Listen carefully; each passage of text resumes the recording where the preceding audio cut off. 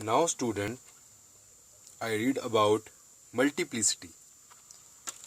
This is a topic of the statistical physics. तो पहले हमने क्या पढ़ा था, मैक्रो स्टेट पर हमने पढ़ लिया है और माइक्रो स्टेट पढ़ लिया है। अब जो हमारा टॉपिक है वो है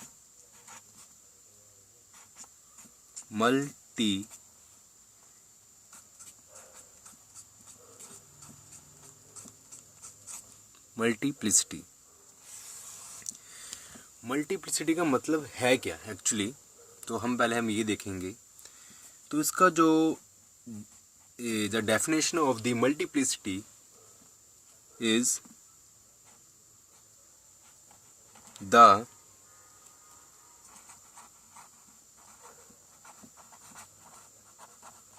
arrangement of the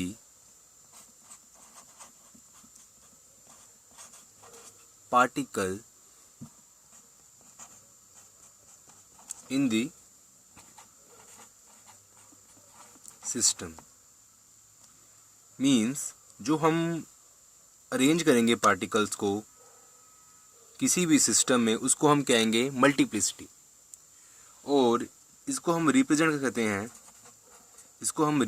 करते हैं इट रिप्रेजेंट्स बाय ओमेगा और दिस साइन W। ओके,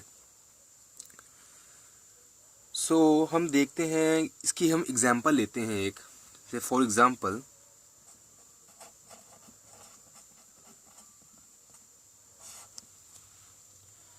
हमने ले लिया कि जो मल्टीप्लिसिटी, दो सिस्टम, उसकी जो मल्टीप्लिसिटी जो एक सिस्टम की है वो है हमारे पास, जैसे कि 200 हमने मान लिया। और जो सेकंड सिस्टम है हमारे पास, उसकी जो मल्टीप्लिसिटी है वो है 100। ठीक है, तो इन दोनों से हमें ये चल गया पता कि जो multiplicity of A is greater than multiplicity of B। Okay, अब हमने क्या देखना है कि जैसे हमारे पास आफ्टर सम टाइम में कंडीशन होती है कि आफ्टर सम टाइम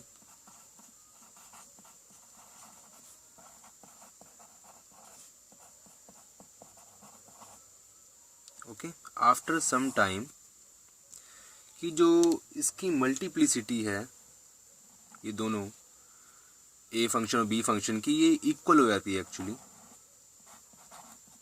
इसकी मैं अगर एग्जांपल दूं आपको, तो एग्जांपल इसकी होगी जैसे कि हमारे पास एक कोल्ड वाटर है एंड एक हॉट वाटर है। तो हम देखते हैं कि आफ्टर सम टाइम्स जो हॉट वाटर वो कोल्ड हो जाता है। जब उसको हम सराउंडिंग्स में रखते हैं, उसमें हीट एनर्जी का एक्सचेंज होता है। और जो हीट एनर्जी का एक्सचेंज होता है, जैसे कि हमारे पास, मान लो यहाँ पर मैं रफ में थोड़ा कर दिखा देता हूँ। एक हमारे पास ये बकेट सा है, इसमें मान लो बहुत सारी आइस है। ठीक है ना, यहाँ हमारे पास जो ये रेड में दिखाया पोर्शन, ये आइस है। ठीक है, ये आइस क्या है, एक सॉलिड है एक्चुअली। तो इसमें जो ग्रीन पोर्शंस है, ये मैं दिखा दिया कि वाटर है। आफ्टर सम टाइम क्या होगा कि जो वाटर का लेवल है वो पहले जो यहाँ था, वो वाटर का लेवल है वो कुछ बढ़ के यहाँ हो जाएगा, यहाँ तक हो जाएगा मान लो वाटर। तो ये वाटर अपना यहाँ तक सारा हो जाएगा। ये ग्रीन और ये वाटर को दिखा रहे हैं। ये जो ग्रीन वाला दिखा, जो अपना ये ब्लू सा है, ये दिखा रहा है कि जब वो मेल्ट हो गया, तो मेल्ट होने के बाद उसका लेवल बढ़ गया। ठीक है ना, तो ये क्या है कि हीट एनर्जी का एक्सचेंज हुआ, जो वाटर हॉट था वो कुछ कोल्ड हो जाएगा, तो वो हीट एनर्जी का एक्सचेंज हो गया। और जो ये हीट एनर्जी का एक्सचेंज जो है ये हम पढ़ते हैं थर्मोडायनेमिक्स में, और हम जो ये बात कर रहे हैं, जो हम सब्जेक्ट पढ़ रहे हैं, वो भी एक स्टैटिस्टिकल एंड थर्मोडायनेमिक्स है। तो इसमें क्या होते हैं, जो किसी भी तरह का डिस्ट्रीब्यूशन मेज़र करने के लिए, डिस्ट्रीब्यूशन मतलब जैसे हमारे पास एक सॉलिड है, उसके जो पार्टिकल्स होते हैं वो एक वेल डिफाइंड अरेंजमेंट उनकी होती है, वो एक वेल डिफाइंड होते हैं। बट अगर हम देखें एक लिक्विड है, अब एक लिक्विड है, तो उसके जो पार्टिकल्स होते हैं, जो उसके मॉलिक्यूल्स होते हैं, वो वेल डिफाइंड नहीं होते, उसमें कुछ डिस्ट्रीब्यूशन होता है, वो इधर उधर होते हैं। मान लो जैसे ये सॉलिड है हमारे पास, तो इसके जो कुछ पार्टिकल ऐसे होंगे, तो ये हमारे वेल डिफाइंड पार्टिकल होंगे, मतलब काफ़ी क्लोजली पैक्ड। उसके बाद अगर हम देखें कि हमारे पास वाटर है, तो इसका कुछ यहाँ होगा, इधर होगा, इधर होगा, इधर होगा, इधर होगा, मतलब इतना ज़्यादा वेल डिफाइंड नहीं होगा एज़ कम्पेयर टू सॉलिड। अगर हमारे पास गैस है तो इसका काफ़ी मतलब बहुत ज़्यादा डिस्ट्रीब्यूटेड होगा। तो जो ये डिस्टर्बेंस है, तो ये डिसऑर्डर है, इसको मेजर करने हम कैसे करते हैं, इसको हम करते हैं मेजर, वो जो हमारे पास यूनिट है उसका नाम है एंट्रोपी। तो एंट्रोपी को हम डेल्टा एस से डिनोट करते हैं। एंट्रोपी एक्चुअली क्या है कि एंट्रोपी का मीनिंग हम यही कर सकते हैं कि हम किसी डिस्ट्रीब्यूशन या डिस्टर्बेंस को हम मेजर करते हैं, वो हम एंट्रोपी से मेजर करते हैं, और एंट्रोपी को हम डेल्टा एस से डिनोट करते हैं। एक्चुअली ये पर्टिकुलर फंक्शन से इसको हम ओनली एस नहीं लिख सकते, this is not entropy, this is meaning of entropy, but this is not a completely, entropy means disturbance. Like ये हमारा इनिशियल पॉइंट है और ये हमारा लास्ट पॉइंट है, कोई पार्टिकल्स डिस्टेंस ट्रैवल करेगा, तो जो एंट्रोपी है वो क्या होगी, इनके जो बीच में डिस्टेंस में, मतलब जो इनके जो ये पॉइंट्स हैं, इनके दोनों के बीच का जो डिस्टेंस है, वो हमारी एंट्रोपी कितना चेंज आया, ठीक है ना, कितना चेंज आया। तो वो डिस्टर्बेंस को हम कैलकुलेट करते हैं with the help of entropy. और एंट्रोपी का क्या फॉर्मूला है, A B natural log multiplicity. तो ये जो हमारा यहाँ पर के बी है, ये हमारा होता है बोल्ट्जमैन कांस्टेंट, ओके। और जो ये नेचुरल लॉग में पता है कि क्या होता है, और ये हमारी क्या है,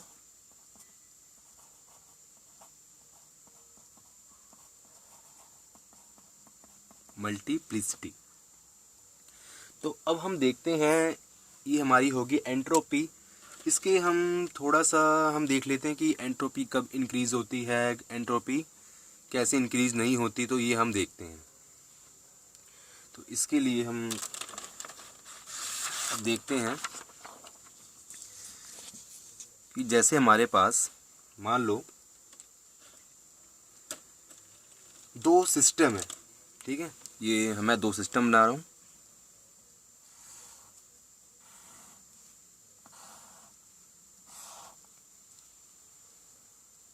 मतलब ये काफ़ी एक सिस्टम आसपास रखे गए हैं, काफ़ी नियरेस्ट हैं, और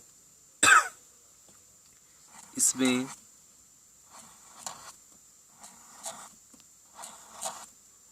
चार स्टेट्स हैं, इसमें हम इसकी अरेंजमेंट करेंगे। वही क्या ही क्या किसकी अरेंजमेंट होगी, पार्टिकल्स की। एक्चुअली मैं पार्टिकल्स बना देता हूँ यहाँ पर, मैं थोड़ा कलरफुल कर देता हूँ कि हमें पता चले क्या कैसे हुआ।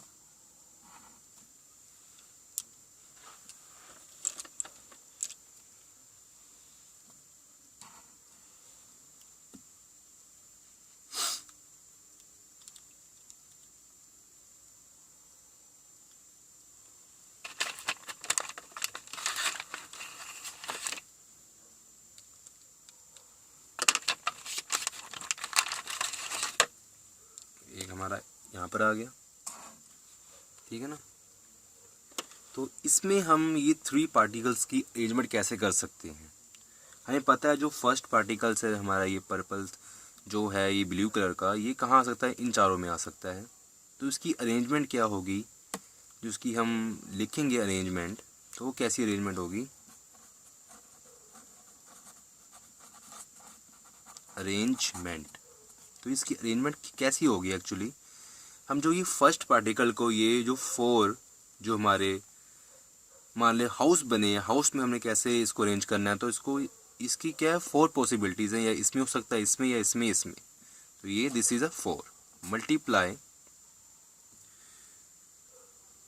उसके बाद जो ये रेड है, तो थोड़ा सा इसको मैं थोड़ा कलरफुल कर देता हूँ, ये थोड़ा काट के, कि आपको समझ आ जाता कि क्या क्या क्या हुआ है। मैंने पर्पल को किया है 4 में, ठीक है। फिर मैंने किया मल्टीप्लाई, फिर मैंने रेड को, अब इसमें अगर ये जो फर्स्ट पार्टिकल ये 4 में अरेंज हो जाएगा, तो हमारे पास मतलब ये 4 में से हो गया अरेंज, तो 3 हमारे पास हाउस बचे, उसमें से रेड को हम तीनों में कर सकते हैं, तो ये 3, ओके। उसके बाद ये ग्रीन को जब ये 2 फिल हो गए, 2 रिमेन रहेगा हमारे पास, तो 2 को इसको हम 2 में पुट कर सकते हैं। तो ये टोटल जिसकी अरेंजमेंट कितनी आ गई, 4 3 12 एंड 12 2 24, ओके। सिमिलरली ये यहाँ पर क्या है, यहाँ पर ये 1 है, और 1 पार्टिकल को हम 4 हाउसेज में अरेंज कर सकते हैं। तो इसको लिखने के लिए मैं इसको ऐसे लिख देता हूँ, इसकी अरेंजमेंट क्या होगी 4। अब इसकी हम देखते हैं कि एंट्रोपी क्या है, तो मैं थोड़ा देख लेता हूँ। एंट्रोपी का फॉर्मूला कुछ देखा जाए तो S1 ये KB नेचुरल लॉग, हमने देखा था कि अगर हम एंट्रोपी को देखें तो हमारा फॉर्मूला क्या था, delta S KB natural log and multiplicity. तो मैं चाहूँ यहाँ डेल्टा एस भी ले सकता हूँ, तो डेल्टा एस बेटर रहेगा, डेल्टा S1 मैं ले लूँ। KB नेचुरल लॉग क्या है, और मल्टीप्लिसिटी का मतलब अरेंजमेंट। मैंने बताया था कि मल्टीप्लिसिटी का मतलब क्या है, अरेंजमेंट, कि the arrangement of the particle in the system. तो ये अरेंजमेंट है। और यहाँ पर मैं पुट कर देता हूँ यहाँ पर 24, और आप इसको कैलकुलेट करना। और सिमिलरली मैं साथ वाला ये भी कर लेता हूँ, ये पार्टीशन है, delta S KB and natural log 4। अब मैं क्या करता हूँ, आप ध्यान से देखना, इसको मैं S2 ले लेता हूँ। ये डेल्टा S है, ये KB यहाँ दोनों कॉमन, तो KB को KB रहने देता हूँ, मैंने ज़्यादा नहीं करना। और लॉग 24 की अब वैल्यू कैलकुलेट करना, तो वो होती है 3.18। सिमिलरली जो अगर हम S2 करेंगे and log and natural log 4 की जो वैल्यू कैलकुलेट करेंगे, तो वो होती है 1.38। इसको हम कैलकुलेट करते हैं। हम कैसे लोग, जो हमारी S1 या S2 है, तो टोटल क्या आएगा हमारे पास, इसका ऐड करना है, तो इसको हम मान लेते हैं S, ओके। तो ये आ जाएगा हमारा, के भी दोनों में कॉमन निकाल लेना है हमने, एंड 3.18 प्लस 1.38, और इसको हम ऐड करेंगे तो ये हमारा कुछ इस टाइप का आएगा, KB 4.56। तो इसको हम लिख सकते हैं 4.56 KB। सिमिलरली अब हम देखते हैं, ये हमने ऐसा बनाया था, अब हम कुछ ऐसा कर देते हैं कि हमारे पास ये 2 कंपार्टमेंट हैं, 2 सिस्टम्स हैं, वो मैं सेम बना लेता हूँ थोड़ा फटाफट।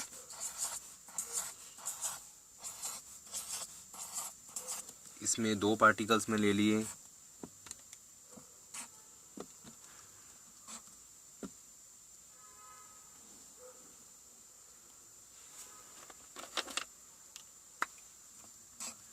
इसकी अरेंजमेंट क्या होगी, फर्स्ट वाले की 4 × 3 12, इसकी भी क्या होगी 4 इंटू 3 इक्वल टू 12। उसके बाद मैंने क्या करना है, ये होगी अरेंजमेंट।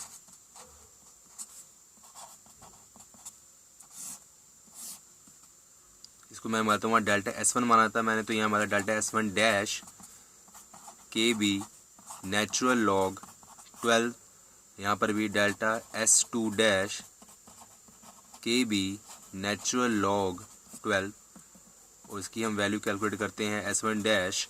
तो क्या हुआ, के बी इसकी जो वैल्यू आएगी हमारे पास वो आएगी 2.48 के B into 2.48, and delta S2 की वैल्यू भी आएगी हमारे पास के बी इंटू 2.48।